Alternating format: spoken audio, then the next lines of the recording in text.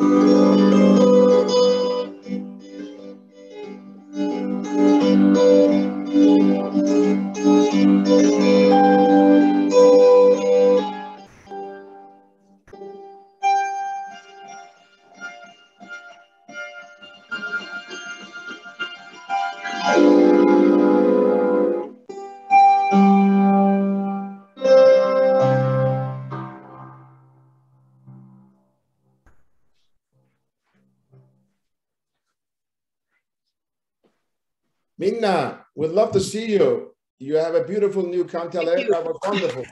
Thank you very much indeed.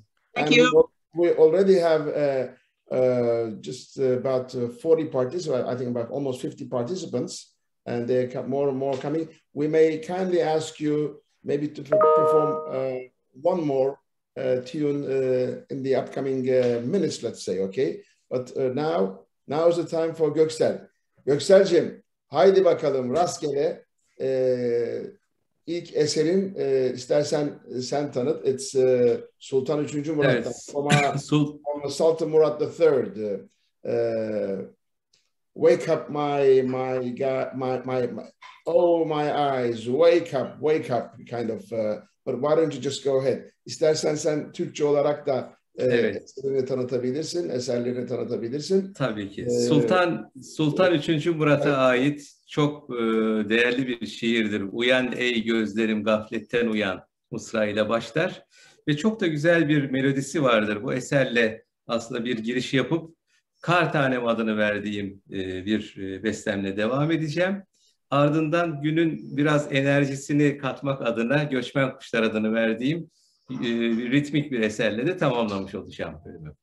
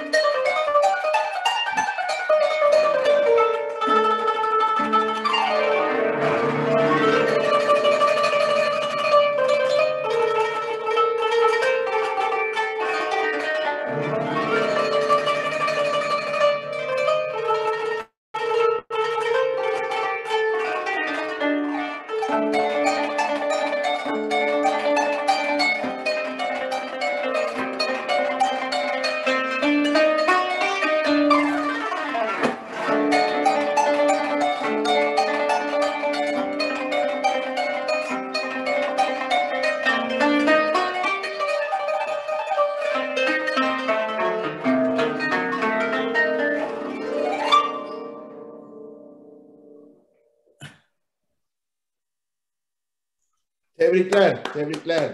Sağ olun, teşekkür ediyorum. Well, thank you very much again, Göksel'cim. Thank you so much, Göksel Baktager on the kanun and Minna Raskinen on Kantele.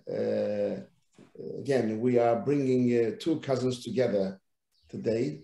On one side, we have Kanun from our land, from Turkey, and on the other side, Kantele from Finland, from our dear friends.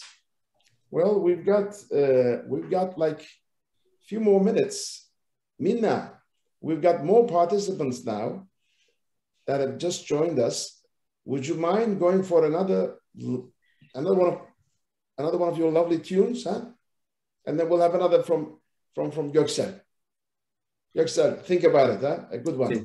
Hadi güzel bir şey daha gelsin sonradan. Okay. Evet. The screen is yours. Thank you. And thank you, Göksel. It was really delightful. I hope we can get rid of this terrible pandemic and get together and play together again sometime soon. Okay, I think I will just improvise something, so we'll see what comes.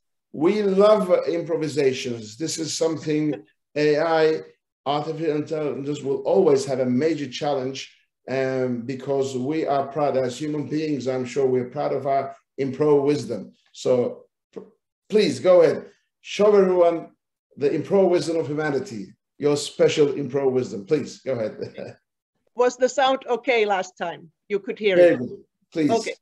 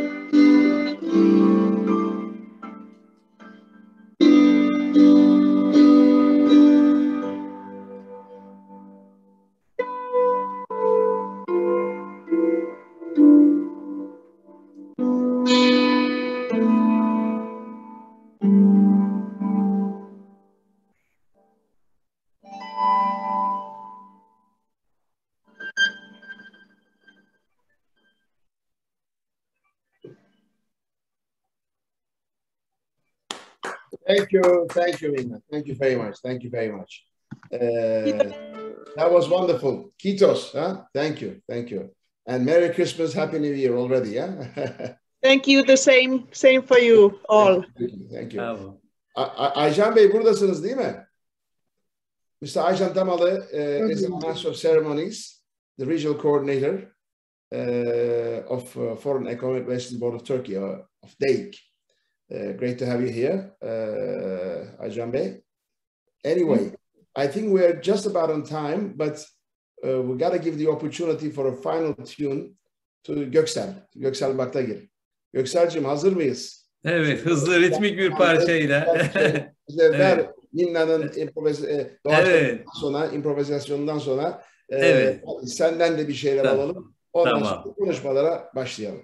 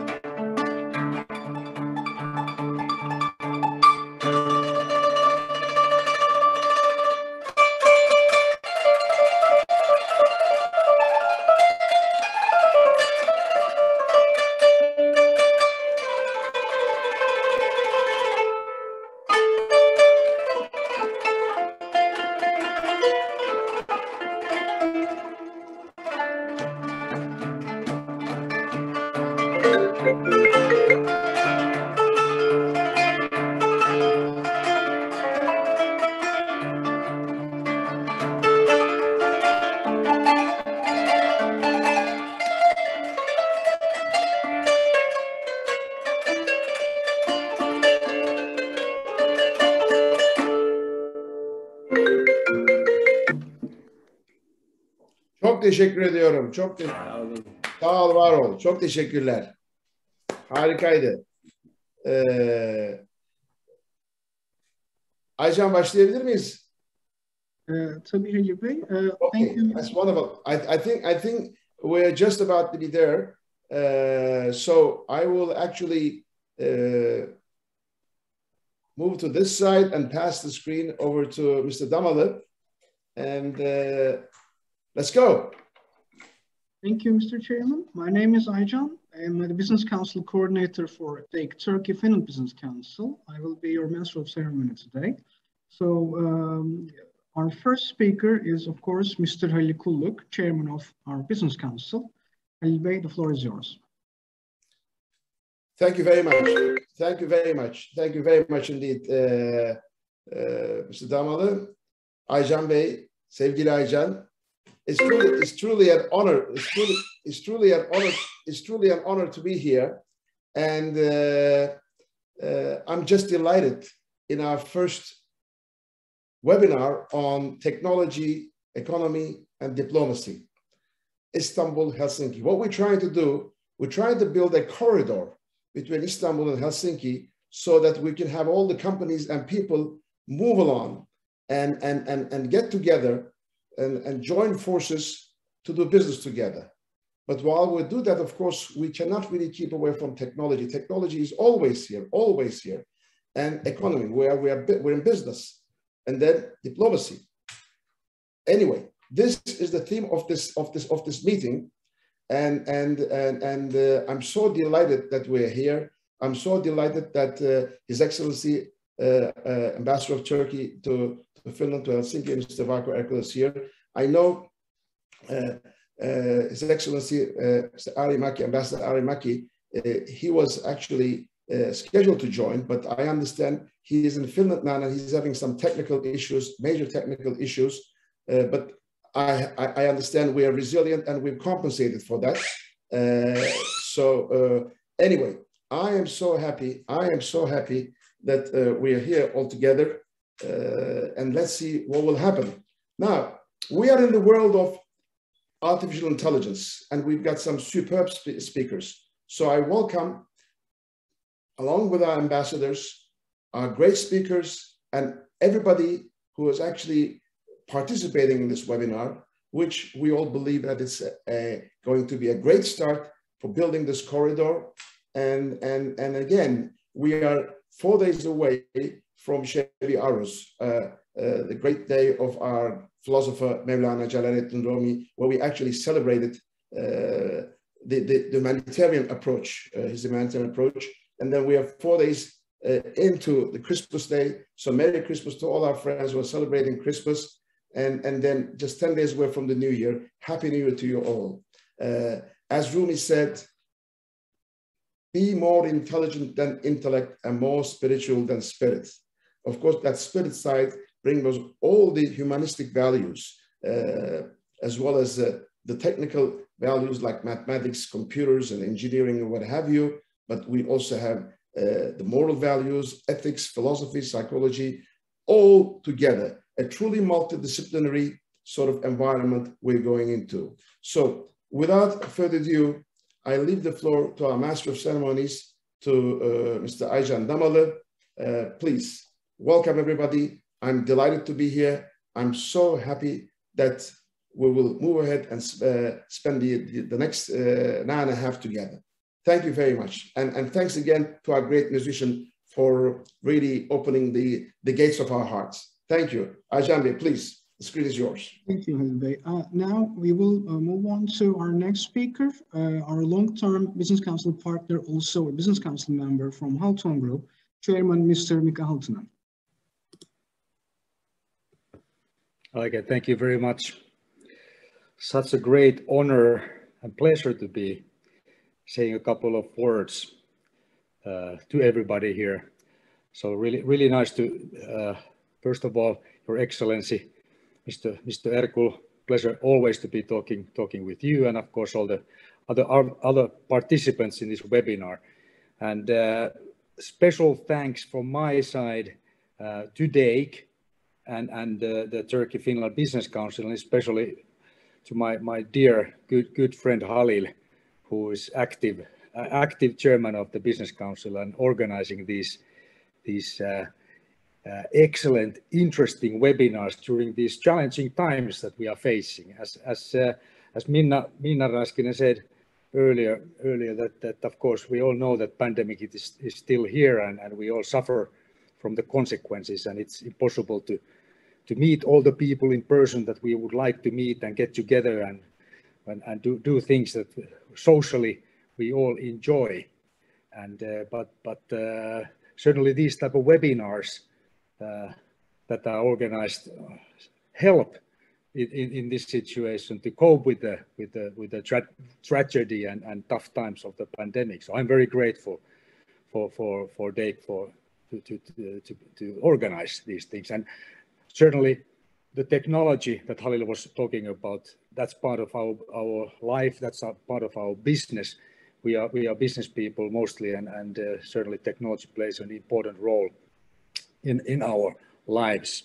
But not to say at least that we during these times we like to hear and like to enjoy is the cultural experiences, and combining these two in such a great form certainly brings a lot of pleasure to us all, and seeing these wonderful artists like me master their art and master their instruments is truly delightful.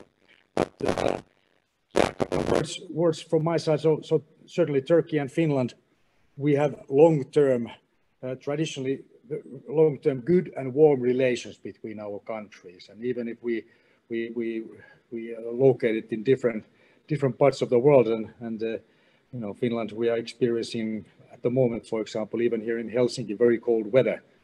Minus 13 was when I put my head outside of the window just an hour ago, and certainly Finns love to travel to warm countries in normal situation, and Turkey is a great destination for us to visit and enjoy wonderful culture and wonderful food and the weather of Turkey. But since it has been difficult, again, this will have to do. But yeah, our cooperation traditionally has been warm and good. Our relationships are excellent. In business life, there's also a long tradition of good cooperation and trade. However, I also believe that naturally more can be done and should be done between our countries, and therefore the Business Council does valuable work in creating these contacts and building these bridges that Halil is talking about. So, world is facing a lot of challenges at the moment. We all know. I think two big challenges kind of stand out. One is the pandemic, certainly that we all experience every day still, and the other one is the global climate crisis. Both have to be and they can be fought against, and their technology especially plays an important role. I personally, I'm a technology enthusiast and optimist, and I believe strongly that fighting against both of these can be done with technical and technological ways. This can be done, but it certainly requires a lot of cooperation between governments, between organizations, between companies, and needs a lot of work from us all as individuals. Today's agenda is extremely interesting regarding AI. That is one of the core technologies when we solve these huge problems and huge challenges in the world. And so I'm really looking forward to the coming presentations by these excellent speakers. But thank you very much for giving me the chance to participate, and I also wish everybody great holiday season, happy holidays, Merry Christmas, and great, healthy, successful New Year. Thank you. Thank you, Mr. Halttunen. As always, it's always a pleasure for us to have you here with us. Now we will proceed with our esteemed ambassadors, but unfortunately, Excellency Ardimäki has a technical problem, so he couldn't join us, but he sent a video recording of his speech. So now I will show it on the broadcasting.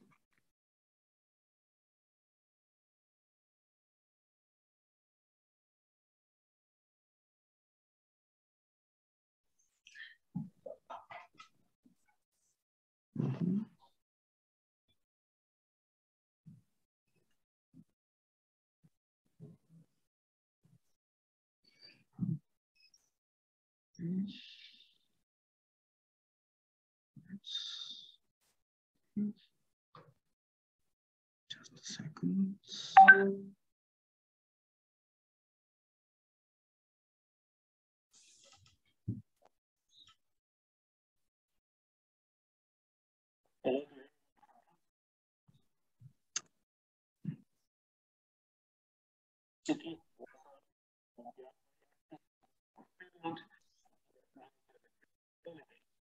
Unfortunately, link open.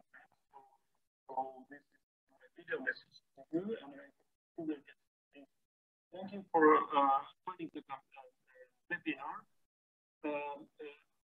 Referring to the diplomacy and the business, so this is something very important work that the embassy of Finland is our foreign ministry has made up to do. But we have to promote Finnish exports and Finnish businesses, and this is very important part of our today's diplomacy. It's not anymore the traditional diplomacy that we were doing many decades, and now it's more like finding new ways to find cooperation between Finland and Turkey. So I'm trying to do, and also promoting the businesses to both directions. So this is an important part, and we're pulling this team Finland. It's very organized. It includes actually Business Finland, our embassy, but also the DEİK, Turkey-Finland Business Council, but also the corresponding association in Helsinki, and also the Business Guild. And also we also include our honorary consuls to the network. So this is very important, this Team Finland network to promote. Okay. Unfortunately, the technical error continues. So thank you, Mr. Ambassador. In such difficult times, he was able to send us a good video. I would like to take this opportunity to thank Team Finland in their support in our Business Council activities. Now we will proceed with our esteemed ambassador in Helsinki, Excellency Walker Arko. Mr. Ambassador, the floor is yours. Thank you very much. First of all, I would like to greet everyone and congratulate also the Turkish-Finland Business Council and my dear friend, Mr. Kuluk, for organizing this event. It is always difficult to deliver a speech after a very competent business person who just take away most of your thunder and lightning from your hands, as it is difficult to speak before heavyweight academicians who are experts in their respective fields. Well, the topic of today's webinar is cooperation in technology, economy, and diplomacy. Each of these fields are important by themselves, but once they are interconnected, they provide the most impact. Technology can only be achieved through scientific progress. I believe that the scientific progress, which will be achieved in the fields of artificial intelligence, quantum computing, fusion energy, and genetic engineering, and the interconnected developments therewith in the next decades, will determine the future of the generations to come. The scientists will through their scientific research, make these tools available, and the business persons will apply them for the economic progress. Well, they say that the scientists uncover the unknown and the diplomats cover the known. In case of the scientists, it's surely true, but in case of diplomats, well, in most of the cases, it is not. Therefore, the task of us diplomats in this regard is to serve as a facilitator and catalyst between the governments, academic and business sectors of different countries, so that the new developments in these new fields will be well coordinated and to the benefit of all. In this context, it is surely mine, as well as my dear friend Ambassador Mackey's task to facilitate the cooperation and collaboration between Turkey and Finland in these fields. Both Turkey and Finland harbor a vast potential which could and should be used to the benefit of both countries.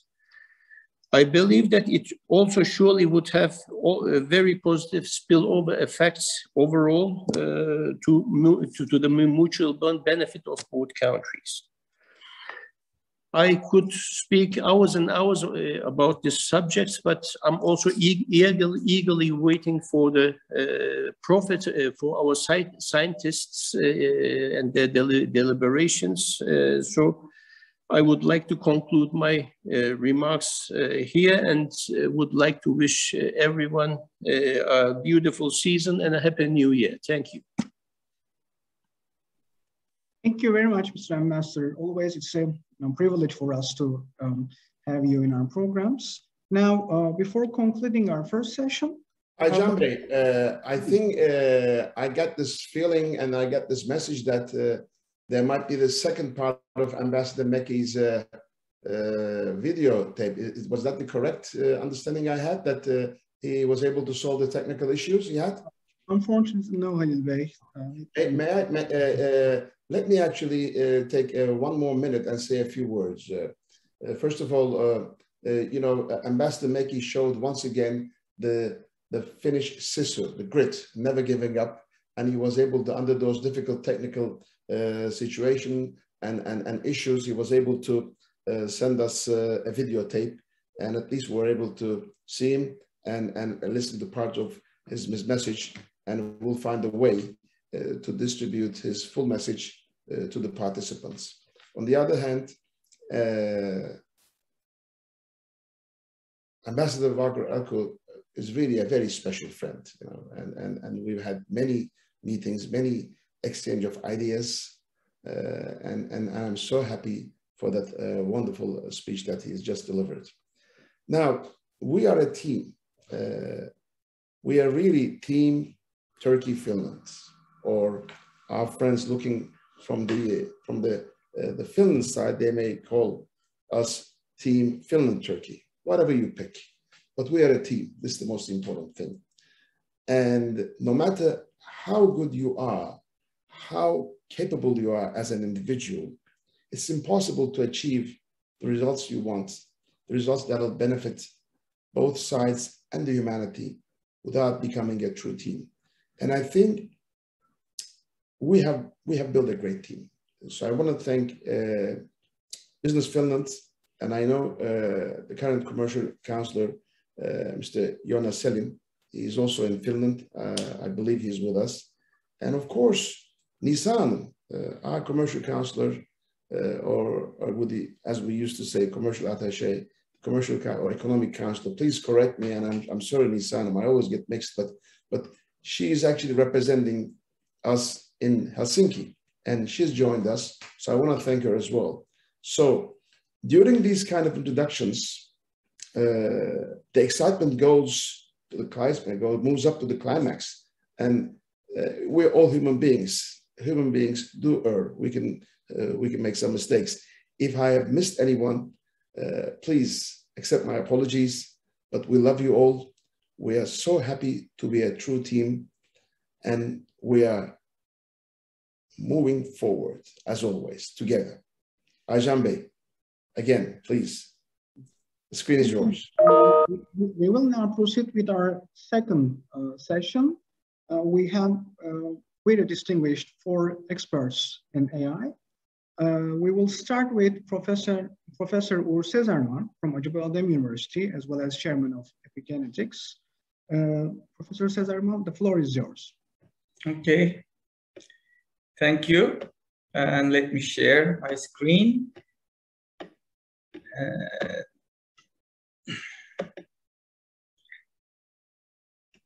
Okay, everyone can see it? Yes.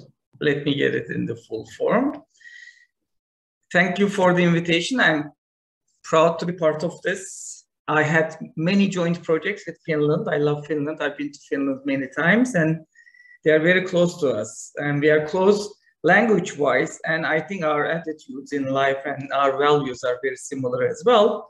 I'm a bioinformatician. I'm at Acıbadem School of Medicine, and I work with big data and applications of AI on big data. Just introduction, since this is an AI community, what does it mean? Multi-omics, like with the completion of the Human Genome Project, all the other projects that came along with it, all the other omics projects, as we say, they brought us different level of information about what's happening in our cells and what are the symptoms as the result of these activities that are happening within the cell. So we can gather this information from different levels of data. From the genome information, we can find out what are the mutations that are present, or variations, copy number variations, genomic rearrangements, and what's their impact in terms of phenotype or the disease. And from epigenome information, this is our lifestyle through dietary changes, lifestyle changes, doing some sport activities. We can modify these things. This is a dynamic event. And that changes the regulation of the genes, which genes will be transcribed, which genes will not be transcribed, and it directly affects your health outcome. And then we can measure the transcriptome, which genes are transcribed, which variants of these genes are transcribed, which microRNAs, which are involved in regulatory mechanisms as well, are transcribed. So we can get this information and determine which genes are turned on and off depending on the phenotype or the disease of the individual, whatever you are trying to model as a result. And this transcription information is translated into the proteome. So we can measure the proteomics, which proteins are present in any environment. We can measure it from the serum, from the blood, from the urine, and from the gaita as well. And then we can determine which proteins are present and their functional status as well. Sometimes the level of the protein is not the marker for a disease, but its functional status. Maybe a certain protein is phosphorylated, which causes the disease, and the healthy individuals don't have it phosphorylated. And that could be used as a marker for diagnostics. So we have to incorporate this information as well. And the metabolites. We have several metabolites that are present, and we can measure these as well using metabolomics technologies at the plasma, at the urine, at the serum, at different levels. And metabolites are also coming from our microbiome. We know that microbiome plays a key role in our health, in our response to therapy. Now, more and more, we are seeing that the importance of metabolite in disease development mechanisms, in neurological diseases, in cancer, in drug resistance mechanisms. So you have to incorporate all this omics data all together to understand the phenotype of the individual and whatever you are trying to understand. And the phenotype can be the cancer, metabolic syndrome, psychiatric disease, neurological diseases. But this is a very difficult task. And on top of all of this, you have to incorporate the metadata coming from the individual. And this metadata can be the clinical data coming from the individual or the Internet of Things, sensory networks. The patient or the person can be carrying several sensors on the body, and you can acquire information from those and relate them to other changes at the omics data and understand what's happening in that individual. So when you take it of it, you can get terabytes of data from a single individual, and trying to make sense out of these, understanding the health status of this individual is very difficult task. And for that, we need AI. And I'm not going to go into detail for these, but the basic thing is you can do unsupervised learning in terms of medicine. In that case, you don't have the class information.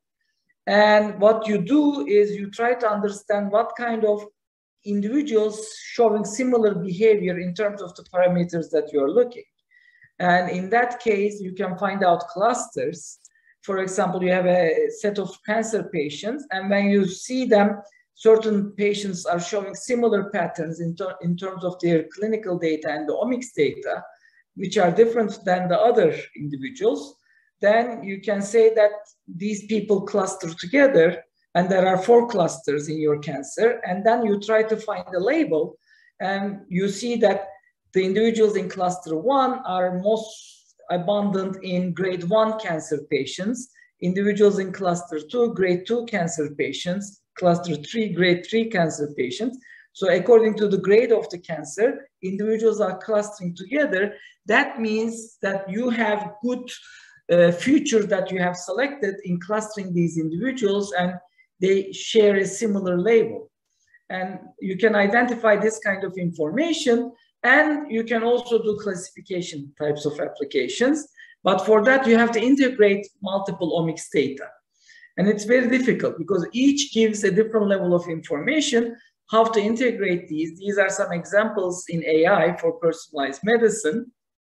But the real thing is the integration of this different level of information, some coming from the sequencing information, presence of certain mutations, some blood measurements, liver measurements, heart rate, and pathway information, the signaling cascades that are present between these genes. And then by integration of all of these, you can develop a model, AI model, and then assign a probability. Individual A has a disease probability of 10%, individual B is 17%, C is 59%, and so on.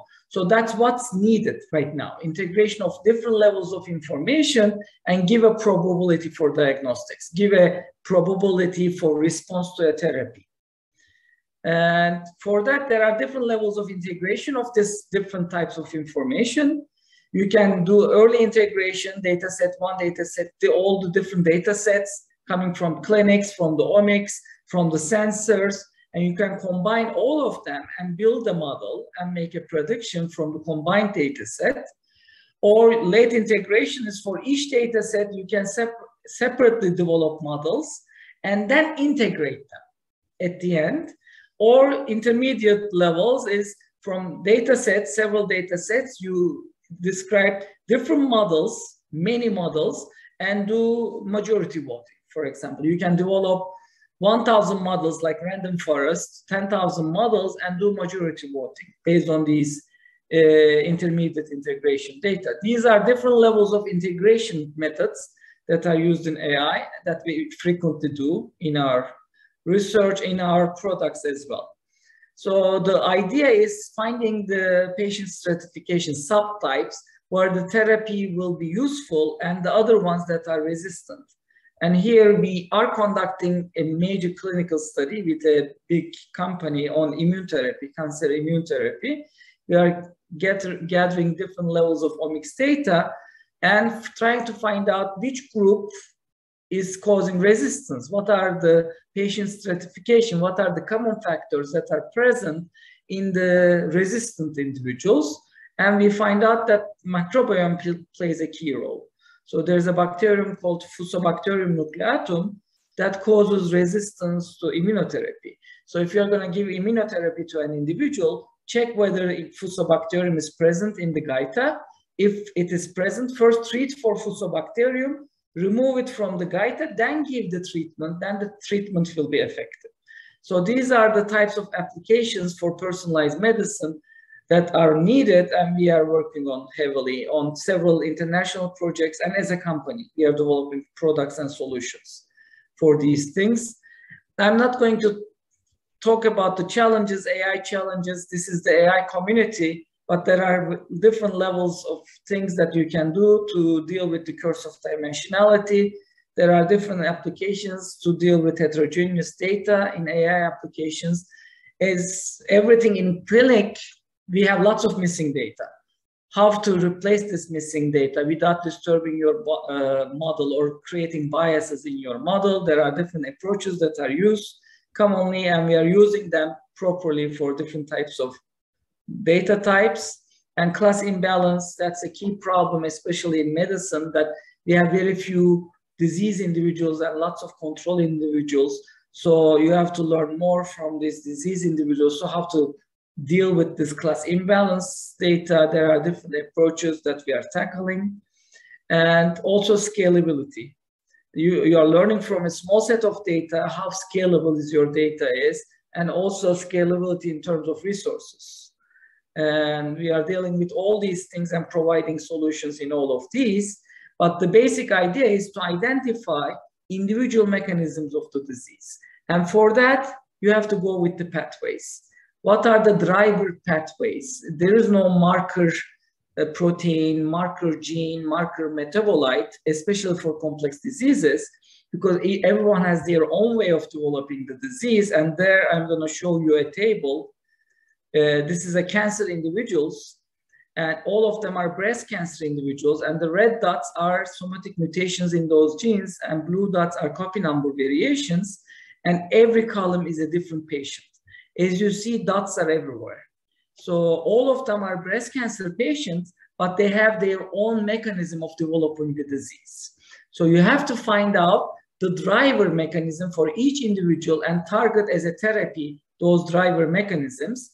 So we are developing methods, analysis methods, and tools to determine the individualized driver genes, driver mechanisms, and potential treatment. And the potential treatment may not be a cancer drug. It can be a drug developed for another disease, but if that driver is inhibited by that drug that's developed for example, high blood pressure, there are cases that cures liver cancer using the ACE inhibitors. You can use that as a treatment if that's the driving factor for that individual. So that's why the future is personalized medicine. And we are developing network-based analysis approaches to understand the driver mechanisms of individuals.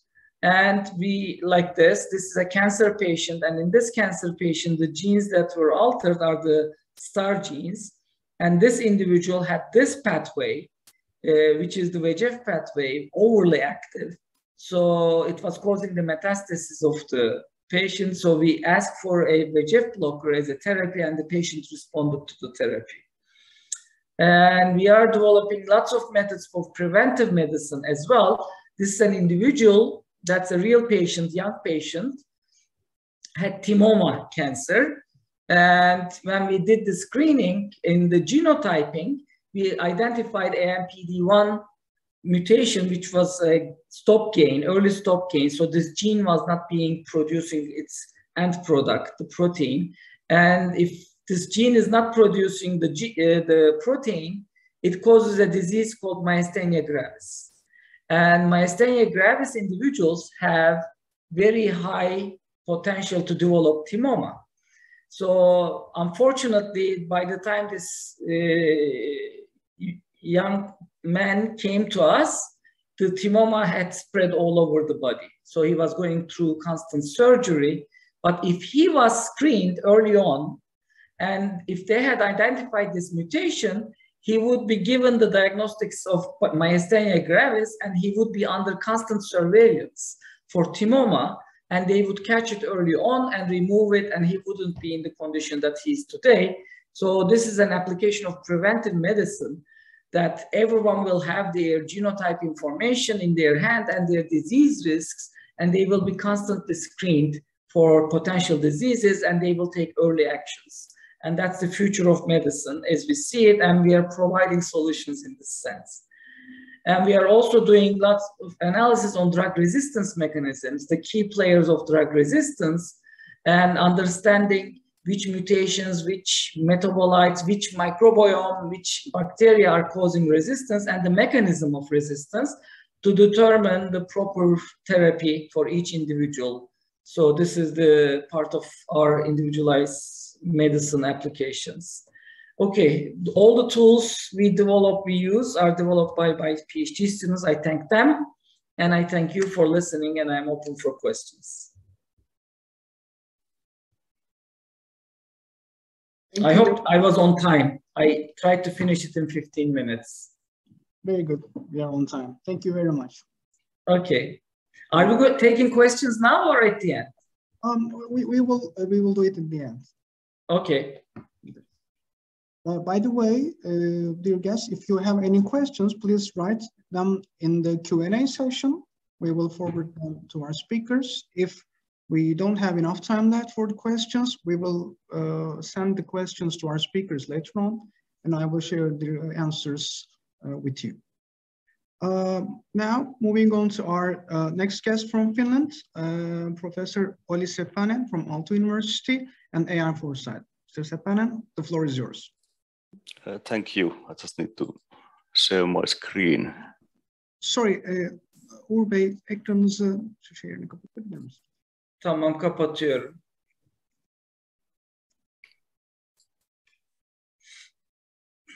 Okay. Yeah, please. Just a minute. Here. Okay, can you see it? Yes, very well. Thank you. Okay, we are going to move from personal medicine to productivity problem construction. But the topic is similar. I will talk about improved situation picture using AI methods. And if you are at all familiar with construction, you know that there's a big productivity problem, and the construction productivity has been flat, while all the other industries have been increasing in productivity many times. So there has been no apparent movement since 1970s in productivity of construction. And we have done quite a lot of research with my team to figure out why that is so. And actually this is quite simple. So the workers are spending just 20% of their time doing actual construction work, and most of the time is something else. So it's a bit chaotic environment, and they need to figure out many things by themselves and have a lot of discussions and moving materials and so on. So the solutions are also simple, but in a large project there can be hundreds of workers, and it will be quite difficult to scale these solutions so that everybody will benefit from them. But we have found out, for example, that any master student can improve productivity of one work step by 20% or 30% with quite simple ways. So the question is that how can technology make this kind of productivity improvement scalable? And here we have digital tools for measuring this wasted time and progress. And there are a couple of technologies. I don't have too much time, so I'm not going to go to details of these, but one is this real-time positioning of resources, where you have some kind of gateways in locations and positioning beacons with workers, labor, equipment, material, and you're tracking their location and then trying to figure out how much movement there is, what are the movement patterns within site, and then you can start to improve and make things better in a more scalable manner. So this kind of real-time tracking is being used to monitor tasks automatically, compare actual progress to what has been planned. You can do on-site condition checks, also safety control. For example, in high-rise buildings, it's important to know where everybody is. And workers are directly getting productivity benefits by searching for resources, for example, the right materials or tools or people. So this positioning is one recently implemented technology which allows many different productivity enhancing key performance indicators to be measured. The other technology is the automated progress detection by using images. And here we are starting to see mobile robots and of course manual laser scanning by people, and also 360 digi engineers who have 360 cameras on their head collecting data and drones flying outside, and then AI analyzing that information and figuring out what has happened and how productive the work is. So this automated progress detection is the other key technology. And here is an example of video from Finnish construction site where we have been using robots to do some things. Let me decrease the volume first.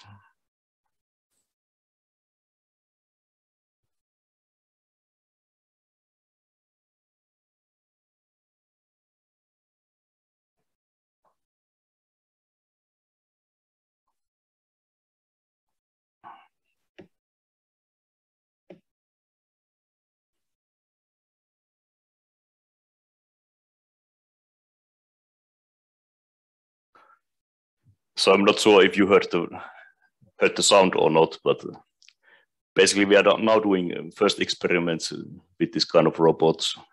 The drones are already being used quite a lot, and inside it's becoming more and more feasible. And now we are teaching the robots to collaborate with construction elevators and collect data and automatically collect information that is relevant for productivity improvement. But that is not all. Then we need to come up with so-called digital twin of the process. So who is doing what, where, and when, and how did they do it? So combine all this information together, integrate with plans, and then also start to automatically optimize equipment deliveries, work assignments for workers, and material deliveries. And then we can really make the construction site work like a factory. So the potential impact of these technologies are probably 50 to 100% productivity improvement, because at the moment workers are spending just 20% of their time in actual working, and most of the time that they waste are because of wasted information or missing information. So if you can solve the missing information problem, that will alone increase productivity by 50 to 100% of these workers. And management can start to look ahead and prevent problems rather than reacting to those problems that are commonplace. So we have even larger opportunities in the long run when management changes their role from solving and micromanaging all the workers and trying to solve their problems and start focusing ahead and preventing problems coming in the future. I'm also part of AI Foresight, which is a company in Finland and kind of trying to develop commercial solutions on this. And we have already demonstrated this also in Turkey a few times with the help of my good friend Halil Kulluk.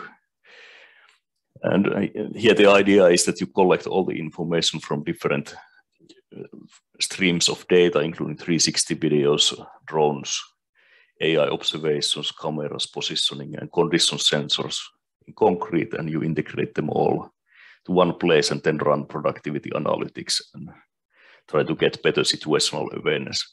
During COVID-19 times, it has been pretty handy because management can happen remotely because you get real-time video feeds and camera footage from site.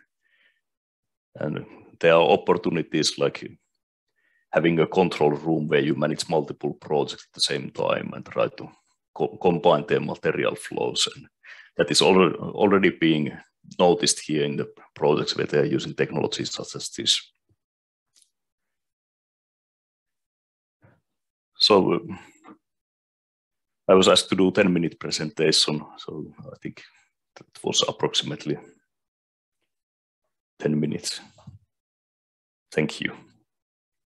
If it's possible to have questions now, that would be good because I need to go to a conference call. If you have any questions, please write them in the Q&A session. Now we don't have any questions forward. Aycan Bey, maybe I can say a few words to you while maybe our audience is getting ready with their questions. First of all, I really like to thank my dear friend Olli Seppänen, Professor Seppänen. We met almost 3 years ago through a very good friend of mine, and he's been impressing me. And also we have a good story to tell to everybody because we've organized a symposium in those days. It was, I believe it was May 2019, way before the pandemic, in months, way before the pandemic in months. And the thematic title was The Ubiquity of Computers and the Rise of AI. Bilgisayarlar her yerde, yapay zeka yükselişte.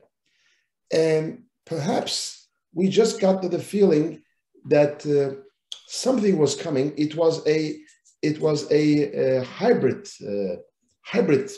symposium. We had wonderful speakers from Olli from Aalto University and from Bosphorus University, from Carnegie Mellon University, MIT, and of course this was in conjunction with Business Finland. Very successful indeed. Aycan Bey, have I missed anybody or any institution from that? And also Tampere University, of course, Tampere University. And so very well represented. And in due time, we got together through all these startup AI Foresight, and we've been doing our best to really pass the word around and get the Turkish construction companies involved with AI Foresight's very unique and impressive technology. So thank you again, Olli, for sparing your time, being with us. I know just before Christmas you're very busy, but I wholeheartedly thank you, especially for being here, but also for really helping us making the Finland-Turkey business relationship, cultural relationship better and better. Thank you. Thank you. Thank you, Halil. Thanks. Any questions posed, written on the chat? No? Yes? No. Aycan Bey? No questions at the moment, Halil Bey. Okay, no problem. Okay. Thank you so much. But if again, some questions come up later, I'm happy to answer by email, for example. Thank you. Have a good conference. Thank you very much. Thank you. Thank you. Say hello to all our friends over there. Merry Christmas. Yeah. Merry Christmas. Bye. I also would like to mention a few words about Uğur Hocam, Professor Sezerman. Well, I met through a wonderful lady, again, another academician, And I got to know that my dear roommate from Carnegie Mellon days, Professor Kemal Oflazer, who is a true expert, world-class expert on natural language processing and the forerunners of AI in a way, way back. And I'm so delighted, Urojan, that you were with us. Same here, thank you. It was truly an impressive activity in further research and application, implementation, which is very important that you've been actually doing. And would love to work with you more and collaborate with you more. Thank you very much. I'm sure we will have many good collaborations together, and thanks for the opportunity. And I'm looking for joint collaborative activities with Finnish partners as well. We'll be delighted to help you in any way we can. Thank you. Okay. Thank you. Thanks a lot. So, lovely. Great. So this was a short break, Aycan Bey, and I know we have two more exciting speakers coming up. So I leave the screen back to you again. All right. Thank you. Thank you. Thank you, Professor. We cannot hear you enough. Maybe you can just raise your voice a little bit, Aycan Bey. How about now? That's better now. Much better now. Thank you. Well, we focus on exploring different areas while we study Turkish-Finnish cooperation. So we will continue with two experts, starting from Professor Metin Turkay, founder of SmartOp and head of Industrial Engineering Department at Koç University. Professor Turkay, the floor is yours.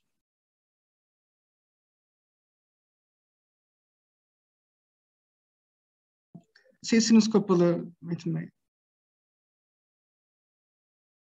All right. Thank you, Aycan, for this kind introduction. I thank everyone for this organization, especially Halil Bey and also Turkey-Finland Business Council and DEİK. So today I'm going to talk to you about smart decisions for supplying sustainable and green development. I am the head of Industrial Engineering Department at Koç University since 20 years. I finished my PhD at Carnegie Mellon University and worked in Mitsubishi, Japan for 3 years before moving back to Turkey.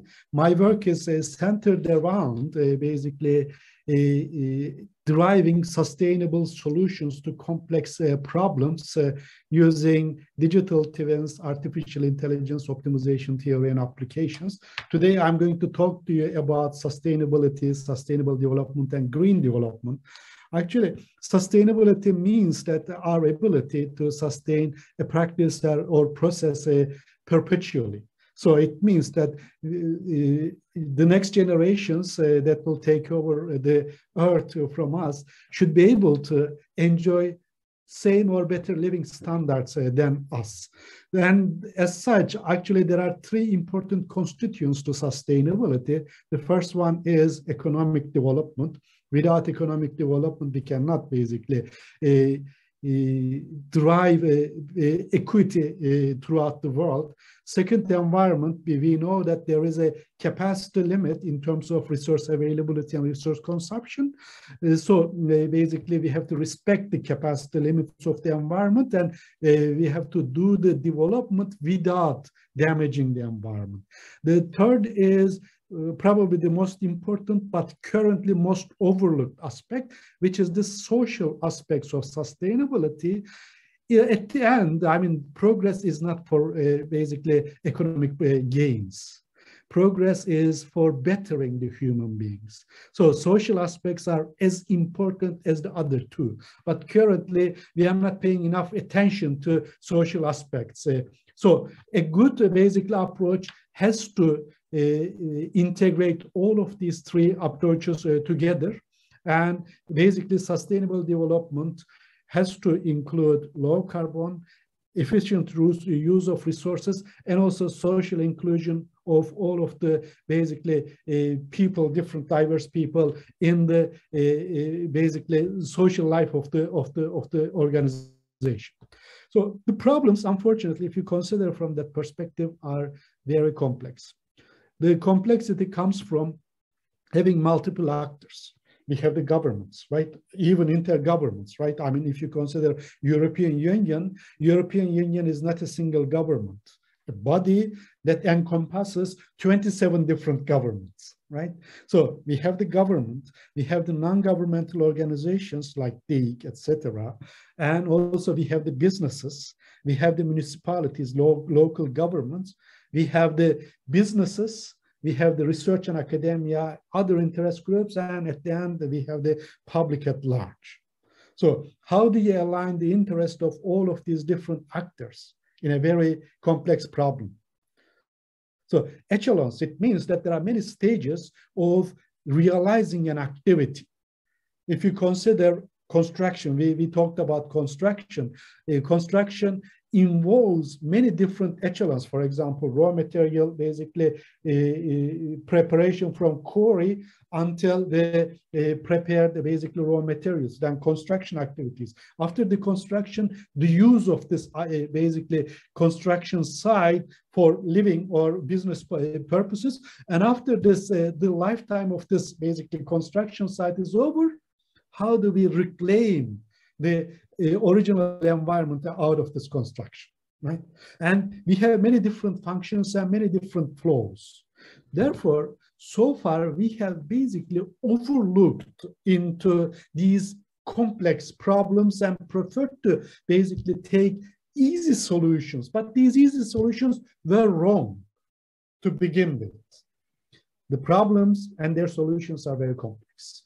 In this case, we have to incorporate many different stakeholder perspectives, many different data coming from different sources, and we have to use the state-of-the-art technology. If the state-of-the-art technology is not sufficient, we need to develop these technologies to drive solutions for sustainable and green development. This is actually the objective that I had since my PhD degree. So data is very important. So there are multitude of data in different categories coming into a system, and this data is historically preserved, right? So historically available. And also, maybe it may not be directly involved in the system, but there is also external data. External data means that the data sources are outside the system, right? Like the COP26 protocol, etc. The limits that are coming to us with the restrictions. And also there are some proprietary data that is internal to our system. So what we do is we accumulate, gather all of this data. First of all, we do statistical analysis, and these are statistical analysis procedures in order to understand the data better. Then the next step is machine learning algorithms. Uğur Hoca briefly talked about clustering and classification approaches. These are the two examples, but there are many more examples of basically machine learning algorithms. And the last is basically the artificial intelligence algorithms, including deep learning, etc. So all of these technologies are used to basically convert the data into useful forms that we will basically use. One example is basically a production planning problem. So in the production planning problem, any organization that is involved in fulfilling the customer demand has to take care of the manufacturing activities, inventory management, subcontracting, and also materials requirement planning. So this classical problem, unfortunately, has only economic objectives. So we took this problem and basically applied this problem into a refrigerator manufacturer in Turkey. This has an annual capacity of 7.5 million units produced, and more than 60% is exported to European Union. And 5.5 million units are exported to European Union. And this company has 33% market share in Turkey. So if we added environmental and social factors into the system, what happens to our profit margins? And what happens to our costs? For example, in order to comply with the environmental rules and regulations that will be coming in 2023, this company has to make additional 4.47% increase in their costs, right? And also socially, if they are to address the social aspects only, in that case, it is going to increase their cost by 2.47%. But if we have methodology to integrate these triple bottom line accounting perspective, the total cost is going to be 6.51%. If you add these two percentages up, 4.47, 2.47, we see that this integrated and holistic view will result in 0.5% less expenses while preserving the environment and also being socially inclusive. So these results are very important, and basically this company is driving the sustainability perspective in Turkey and all around the globe, basically considering these aspects. And also I published a book with Springer out of this basically joint collaboration with industry. Another example is coming from Japan, and in this case we have a long-term perspective. As the initiator or host of the Kyoto Protocol, Japan is very sensitive, being environmentally friendly, right? However, the industrial ecosystem has been based on fossil fuels plus nuclear energy, but due to Fukushima, they have very bad experience from Fukushima, and they want to basically adopt renewable and new technologies. What would be the strategy? Because when you do this, you don't want to hurt your economy, right? So you want to make sure that you are not hurting the environment, but also you are not basically killing the industry at home. For this purpose, we prepared a very complex optimization model and applied this into Mizushima Industrial Complex that generates approximately $30 billion of sales revenue in Japan every year. Right? So this is the energy system where different type of fuels come in, including biofuel and natural gas. And also we have the possibility of using carbon capture and sequestering system.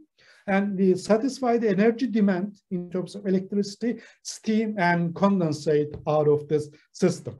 So this is the digital twin that we constructed. As you can see, this basically for a non-engineer or non-mathematician, it is very complicated, but all of this comes out of artificial intelligence and machine learning engine that we developed that converts the real-time data coming from the system into a digital expression of the system. So it is the modeling approach using machine learning and basically artificial intelligence, right? So all sensor data is included. So what is the end result? End result is this. Actually, it is an important policy-making instrument.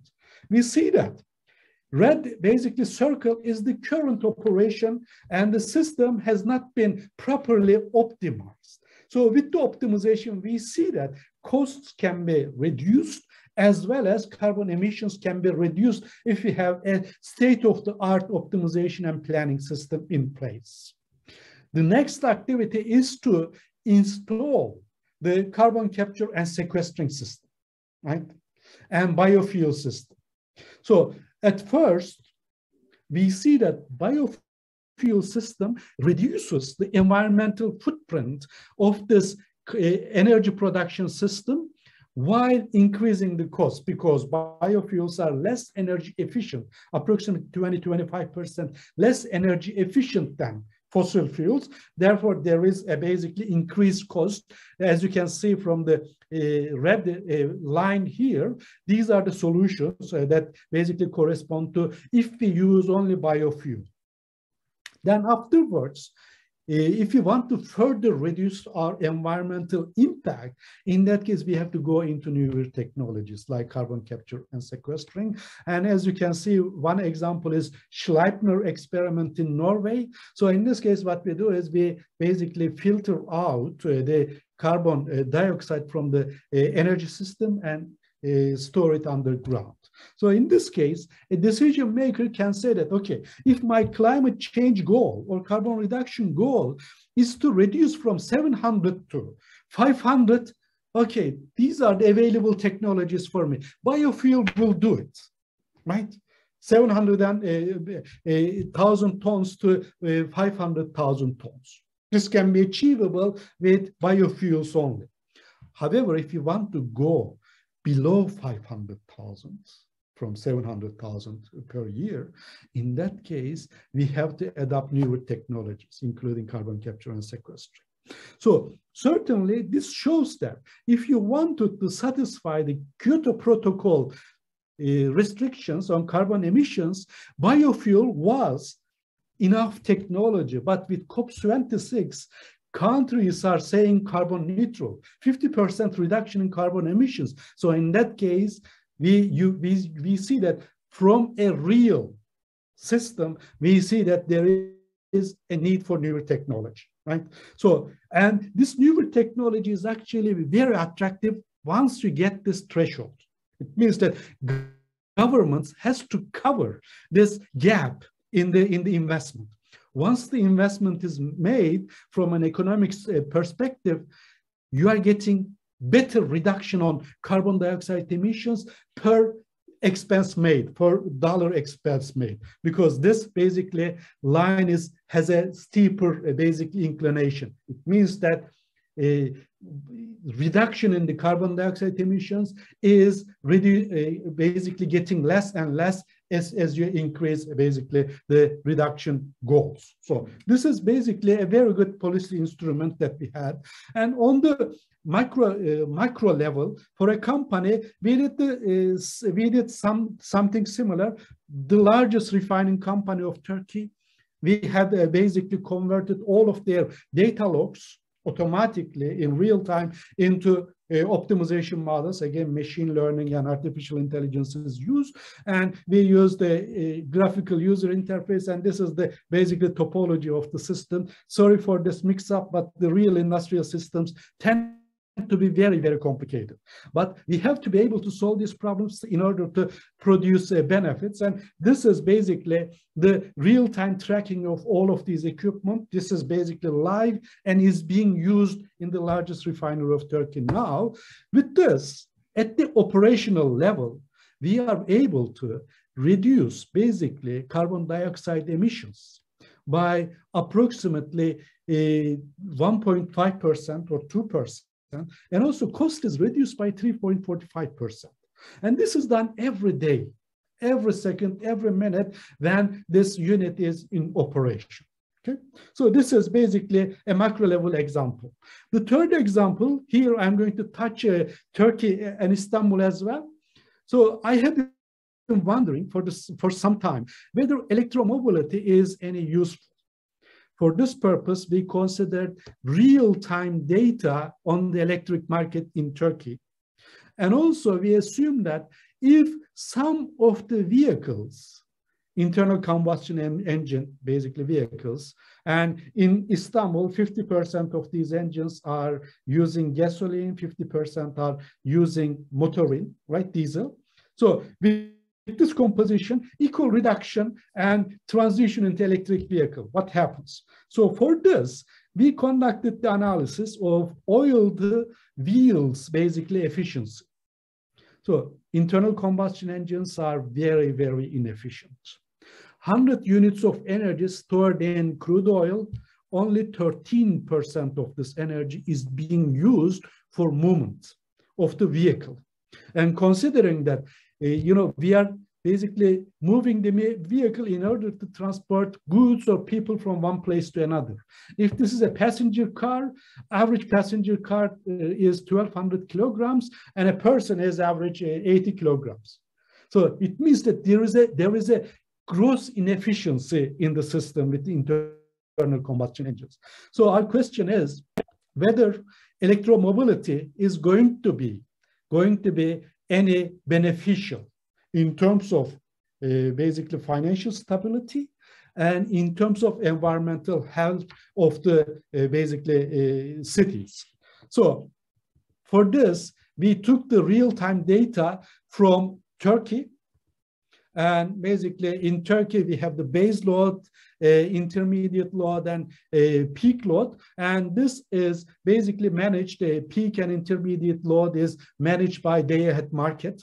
And this is such a scheme, right? Every day, basically energy companies all around the globe basically make a bid for day-ahead market. They say that I can supply this much energy from at this price range. So what happens is the energy agency or monitoring or a market basically starts filling the demand from the cheapest cost until all of the demand is met. And what happens is, after a certain point, there's no longer demand, and all of these offers that you see on the larger side of the spectrum are declined. They say that, okay, there's not enough demand. We are not going to buy energy from you. So what we did is, from energy agency in Turkey, we said that, is it possible for us to get this primary source of energy, whether it is coming from wind, solar, natural gas, hydro, or whatever? Please record this to us. And they basically graciously provided this information to us. Now we have the accepted offers. In addition to this, we have rejected offers due to basically demand or less demand.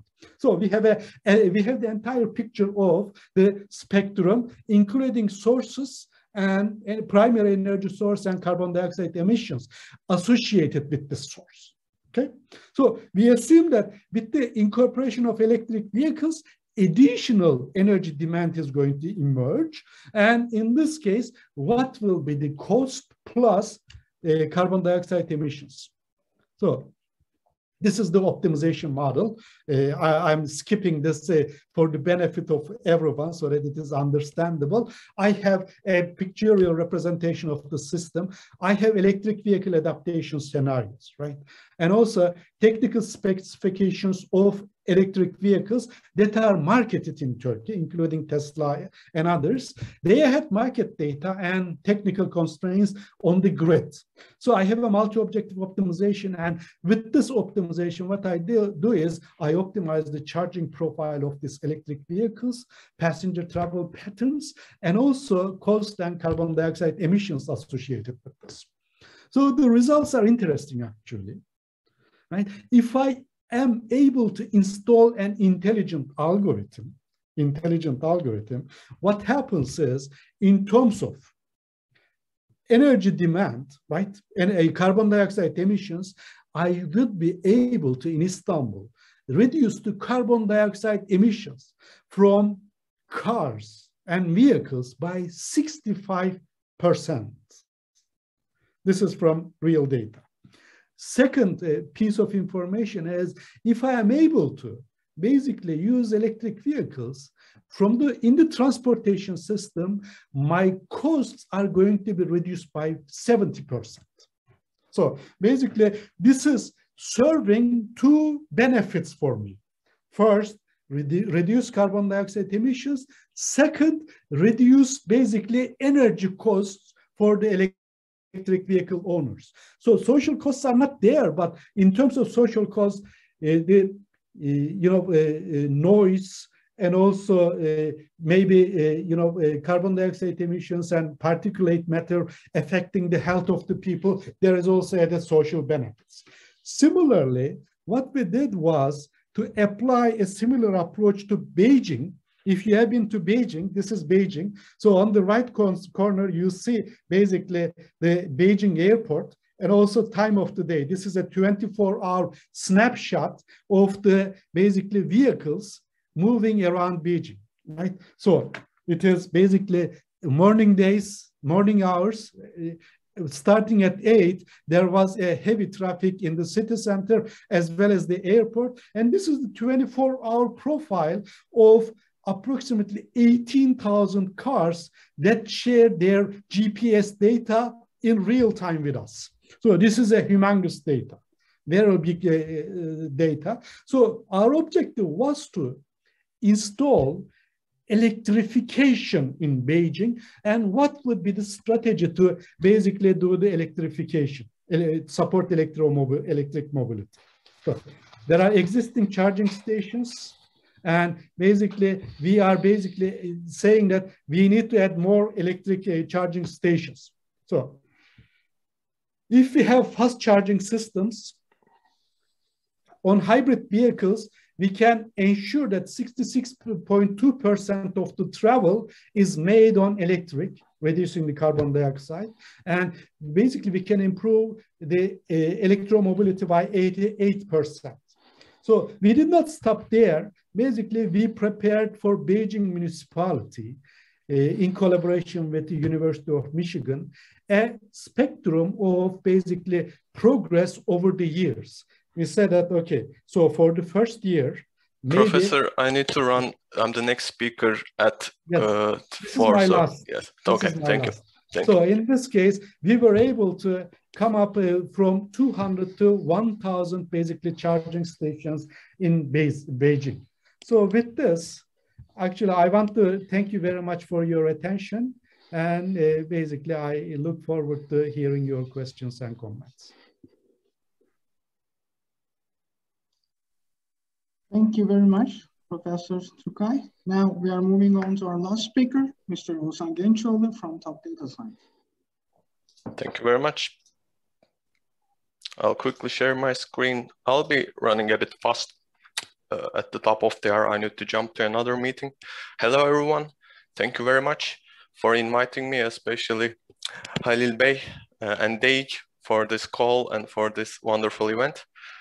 I have given lots of talks all about AI, what it is, what it's not, what it can do. And today I would like to talk about trade-offs in AI because in the title we have diplomacy, which is all about trade-offs, compromises, sacrifices, and AI and engineering is not that different.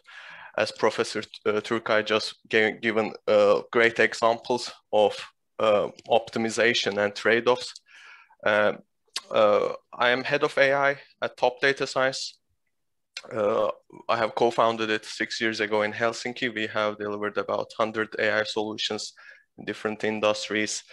Basically, we are good at solving problems with AI, and our clients are good at having problems. So it's been a good match, and we are growing. The first thing every data scientist learns in machine learning classes, also in actual practice, is that there's no free lunch. So you can't win everything. You need to sacrifice, and there are trade-offs. And that's prevalent not only in AI, in many places. And most interesting problems in the world are, well, constrained problems.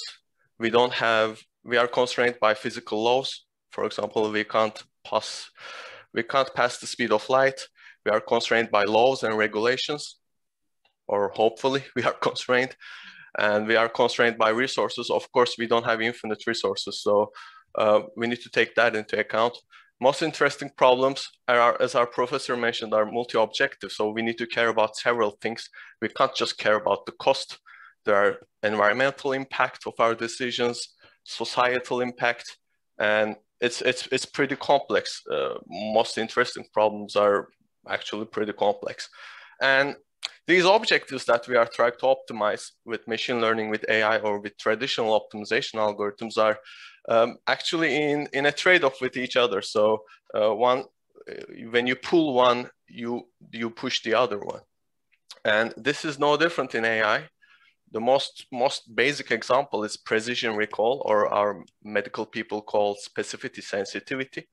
So let's say testing COVID, if you have a simple kind of a silly algorithm saying everyone is COVID, this COVID test says everyone has COVID, you catch all the COVID cases, meaning your recall is 100%, but you make lots of mistakes on your predictions. So your precision is really low, and vice versa. So you always have to move along this precision recall curve, and where to locate your AI system.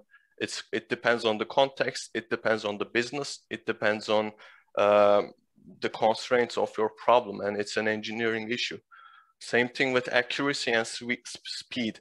This is a graph of an object detection, a computer vision algorithm performance, where you want faster models, you want to go left on the x-axis, and we want higher accuracy. But obviously there's an inverse relationship, because to run heavy models, computationally intensive models fast is not possible. So you either have sacrifice some accuracy and have high speed, or the other way around. And this is in everyday life of a data scientist or a machine learning scientist. Another thing is that nowadays everyone and their grandma knows that the more training data you have, the higher the accuracy you have, of course. But I don't know if you have annotated, labeled data, collected training data, but it's pretty boring and time consuming, meaning that you can't have infinite amount of training data. So you have this constraints of resources. You can't collect training data for tens of years. So this is another trade-off between training data set and machine learning model performance. About the business, I'm a machine learning scientist, but also a businessman. So I understand that, and everyone should understand that to solve a problem in real life, in production, you need domain experts, of course, data scientists, problem owners, and decision makers like management. And not everyone agrees in everything, so you need to do expectation management. It's a multi-objective constraint optimization problem in real life, and you can't even define the constraints or the objectives mathematically because we are humans and we are pretty complex creatures. Another example from business, releasing an AI product. If you release your product too early, it doesn't work very well, so you don't get too much revenue. If you release it too late, the time to market is important, and you are too late, competitors are there. There's a trade-off there, and expected revenue and the cost has a clear trade-off in business. Or let's go one level up, national or even maybe EU level, or this kind of, let's say, counter level strategy. How do you define your AI strategy? Do you support more pure research? Do you support more applied research? Or do you support more industry? Obviously, all of them is needed, but you have constraints. You don't have infinite resources, so you need to shuffle your resources and try to optimize this complex landscape. And it's super complicated. So trade-offs in AI is everywhere, not only in technical parts, but also in a higher level abstractive phenomena, actually. And interestingly, there are also self trade-offs.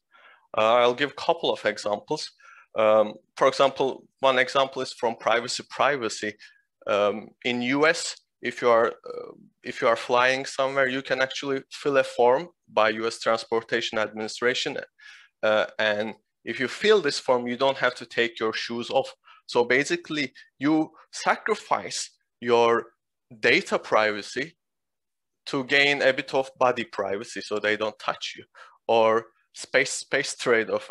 As humans, we wanted more space, so we expanded through wildlife to Amazons, to different forests, and where we were exposed to different kind of animals and wildlife, and we got the virus. And now we are locked at home, so we lost the space. So we wanted more space, but now we have less space, which is kind of obviously there's a trade-off. If you go too much, you lose. If you go too greedy, you lose more. And AI has similar self trade-offs. For example, fairness.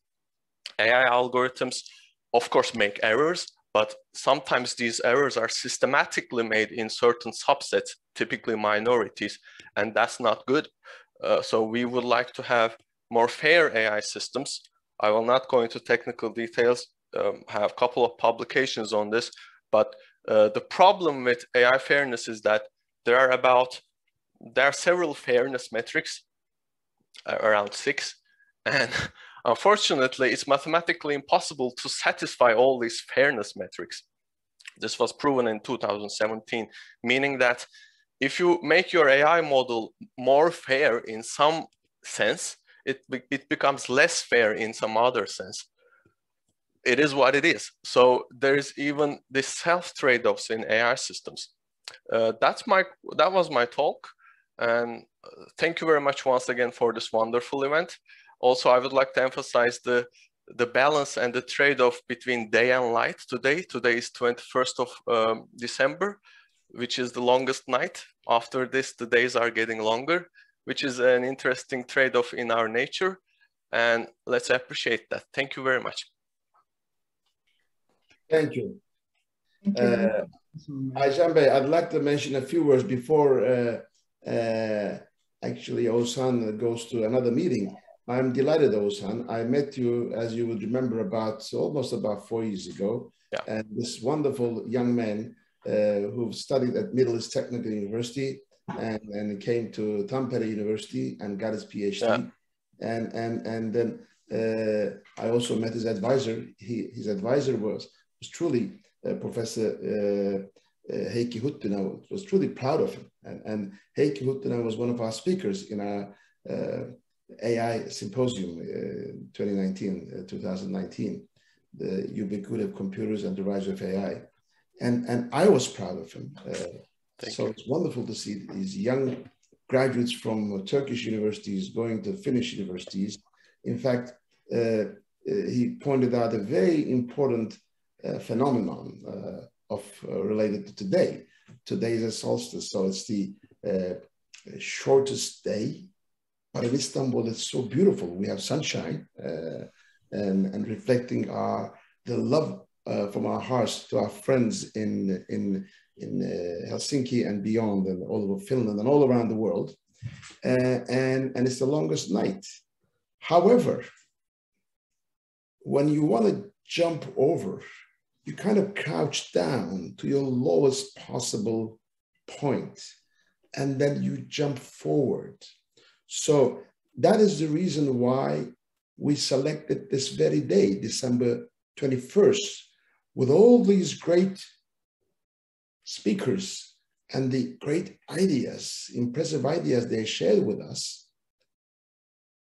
enabling us the unknown future, because we can design the future. And we're also experiencing great collaboration in that maybe it's hypothetical, but we're going to make it real. Istanbul, Helsinki, Helsinki, Istanbul corridor on technology, economy, and diplomacy. There's a lot of collaboration, cooperation, and symbiosis.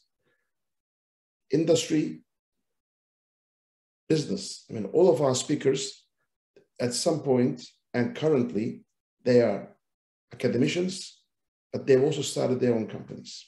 Okay. And we've represented a number of select universities from Turkey, from Finland, and all around the world. And so university industry collaboration. And then DEİK, we always say we are the government voice of the private sector and the private voice sector of the government. And Business Finland, the same way. Okay. And we had diplomats, our ambassadors. This has been a great, great program. Thank you. And Oğuzhan, carry on. You're doing a great job. We're proud of you. Then I want to say a few words on Professor Turkay, Metin Turkay. Metin Hocam. Teşekkür ederim Metin Hocam. I really want to thank you. I'm glad we went to the same school. By the way, both of you guys are representing Middle East Technical University, and we had Aalto University, Tampere University, you know, represented here, and Bosphorus University, Uğur Sezer Manojam, and Sabancı University, and all those great places, Koç University, of course. And I'm glad we met through the Alumni Association of Carnegie Mellon. I'm so happy that I've met you. I'm sure all together with this great team, we'll do some superb things and look into the future together. Thank you very much, Metin Hocam. Thank you. I mean, we will get together, all of us. Thank you. Aycan Bey, the screen is yours again. Before we mention a few words and conclude, you know. Would you like to add some closing remarks? Well, Büyükelçim burada, our ambassador Your Excellency, would you like to say a few words, please? As closing remarks, and then perhaps I can add a few things, a few comments. Well, thank you, Mr. Kulluk. It's always a pleasure to attend the seminars and webinars which DEİK and your person are always just initiating. And it's also always a welcome opportunity for me to learn new things from all these experts and professors who attend. So it's a refreshing seminar, so to say. And I hope that also these seminars will be also providing a gist for further enhancing the cooperation between Turkey and Finland, especially in these fields of interest in artificial intelligence as well as technological sectors. And I look forward to just attend similar webinars organized by your site in 2022, hopefully, and would not like to miss the opportunity to just wish to all of you again a happy new year. Thank you. Thank you very much indeed. Thank you very much indeed. Yeah, let me add a few words here. Again, great presentations, wonderful speakers, and we're all trying to address the future, AI, artificial intelligence. I will end again a few words from Rumi, great philosopher, Mevlana Jalaluddin Rumi. He said, whatever you're seeking, whatever you're looking for, look inside yourself. And he adds, you are what you are looking for. We are all entrenched and we are all kind of surrounded with AI activities, with data science, and now we're moving into a metaverse, the meta world, the metaverse, the universe of augmented realities or virtual realities. But it all boils down to the individual, to ourselves. You are what you're looking for, and whatever you're looking for, look inside yourself. So perhaps all these AI-related activities and AI itself, perhaps it's humankind's ultimate move and the journey in our quest, and the journey to understand ourselves. So let webinars like this be a way to help us move smoothly and in unity, never forgetting the ethical values of humanity. I'm sure these activities are helping us and they will help us with our teamwork. So without further ado, I would like to thank every single person who really helped us prepare this webinar, who participated as a speaker, and all of our friends who attended. We will continue with your support. I wish you all Merry Christmas to our friends in Finland and all around the world who will be celebrating Christmas later this week on the 25th. And then Happy New Year to everyone. Deeply felt season's greetings to you all. Thank you very much. Thank you. Kiitos. Teşekkür ediyorum. Sağ olun, var olun. Until next time. Thank you very much. Bye bye. Teşekkürler. Sağ olun, var olun.